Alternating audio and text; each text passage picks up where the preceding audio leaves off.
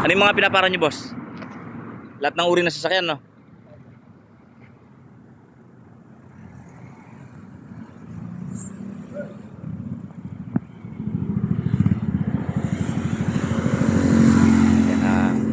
Yan, check nila yung mga lahat ng uri ng sasakyan.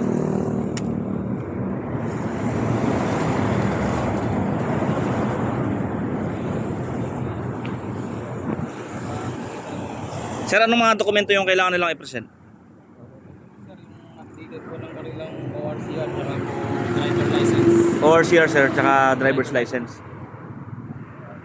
Ano naman po ako sa kaso nila taas. Yan, yun pala yung check dito sa checkpoint, yung updated na ORCR, tsaka po yung license nila. Sa mga dadaan po sa checkpoint, ang kailangan nyo lang pong i-present ay yung ORCR. At the same time, yung kailang lisensya. Yan.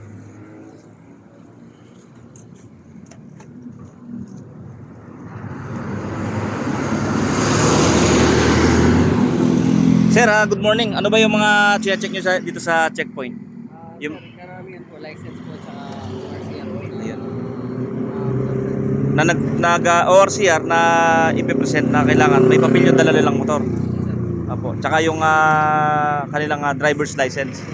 Yun lang pala. Pagka kumpleto naman sir, okay naman, wala namang ano. Sir, wala namang mabirya sir. Yun naman pala napaka ano lang. Kaya po sa dadaan sa checkpoint, huwag kayong matakot lalo na kung kumpleto yung pong inyong mga papel. Kausapin naman natin yung marshal.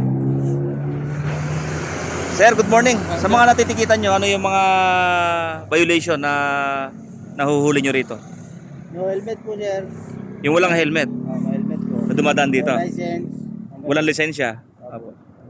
ORCR, ganun din po. Kung wala rin po. Unregistered. Opo. So yun lang pala yung kailangan. Kailangan pag dumaan ka, naka-helmet ka, may dokumento yung motor mo, Opo, papel na. may mga papel na nagsasabi na sa kanila yung motor. Opo. Tsaka kailangan may dokumento talaga. Tsaka lisensya po, no? Opo. At the same time, kailangan may helmet sila, sir, di ba? Opo sir. Thank you very much po sa dadaan dito sa checkpoint. Opo sir. Yun lang pala yung kailangan i-present. Thank you, thank you.